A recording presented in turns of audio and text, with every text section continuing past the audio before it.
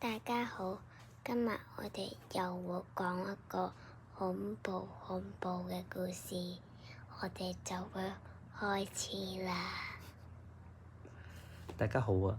有一次咧，我就去同我女朋友咧就去泰國度旅行喎。咁咧入住一間酒店啦，就係叫做 Shampoo。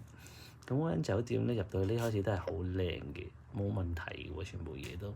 咁我女朋友就比較驚㗎啦，咁佢都係會敲好房門先入房啦。咁入到個房間咧，一切都安好嘅，冇問題嘅。咁我哋又喺度睇電視啊，睇到攰之後咧就準備瞓覺啦。點知一瞓着覺之後咧，跟住我突然之間覺得想去廁所喎，跟住一擘大眼發覺，咦？點解我女朋友唔喺我側邊嘅？咁我就諗住，可能佢去咗廁所啦，就去廁所度揾佢。點知廁所都冇人喎，跟住我就開始驚啦，點解會咁嘅咧？跟住我就睇下個門口，咦，對鞋唔見咗嘅，佢唔係出咗去又話？跟住我嗱臨就衝出房門啦。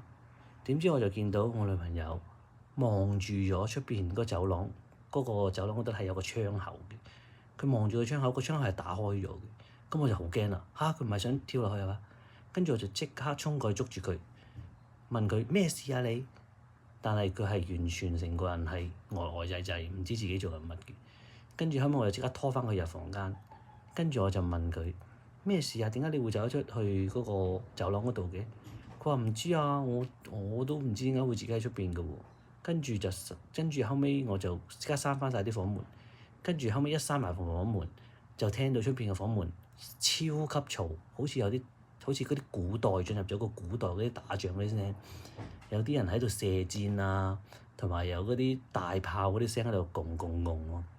跟住我哋超驚，就即刻攞啲嗰啲凳啊擋住棟門，跟住仲要聽到係不停有嗰啲好似嗰啲撞門嘅聲音啊，用嗰啲木頭係咁撞，嘣嘣嘣嘣，係好似打仗係古代嗰啲馬聲啊！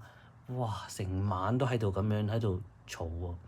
哇，嗰晚我哋就成晚黑到係完全唔敢瞓覺，跟住直至天光先至啲聲音消去。祝晒啲 friend subscribe。